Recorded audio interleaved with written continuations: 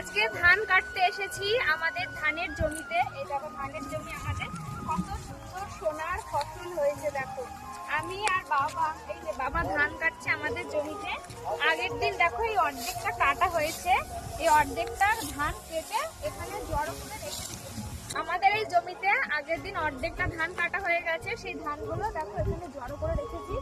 রোদ্দুরে কি সুন্দর ধানগুলো দেখো শুকিয়ে গেছে, হেবি সুন্দর। আর আজকেও বাবা ধান কাটছে, আমিও এসেছি আজকে ধান কাটবো বাবার সাথে।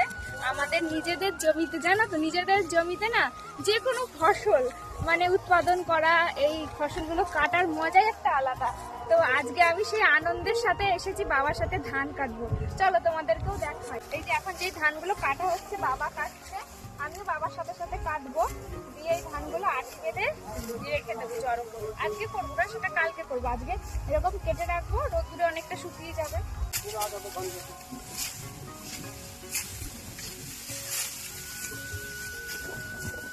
দেখো বন্ধুরা কিভাবে ধান কাটছি। কাঠিতে ভালো ধান নেই বাবা।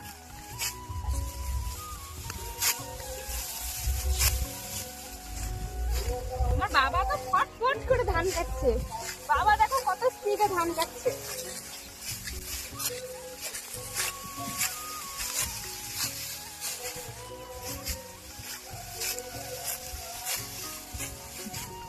বাবা ধান কাটতে তো বেশিক্ষণ টাইম লাগে না, অনেক তাড়াতাড়ি তো হয়ে যাচ্ছে।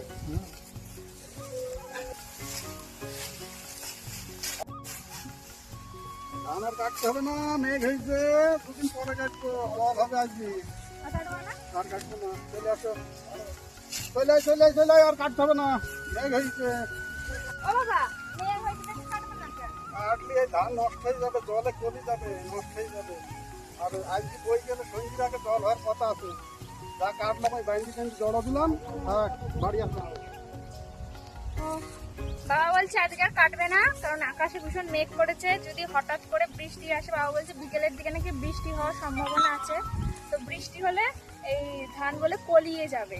তো তার জন্য আজ এই পর্যন্ত কেটেছে এইটুকু, তো আজ বলছে আর কাটবে না। দেখো বন্ধুরা আমাদের সোনার ফসল চাষিদের সব থেকে হচ্ছে সোনার ফসল এই ধান। আমাদের আর একটা জমি আছে ধানের জমি, সেই জমিটা বাবা এত পেরে ওঠে না ধান চাষ করে, তার জন্য ওই জমিটা অন্য জনকে দিয়েছে চাষ করতে, এসে চাষ করে মানে আর কি খাবে। এবার আমাদের এইটুকুই করেছে, আর বেশি করেনি এই বছর। বাবা যাচ্ছে, বাড়ি চলে যাই বন্ধুরা, টাটা।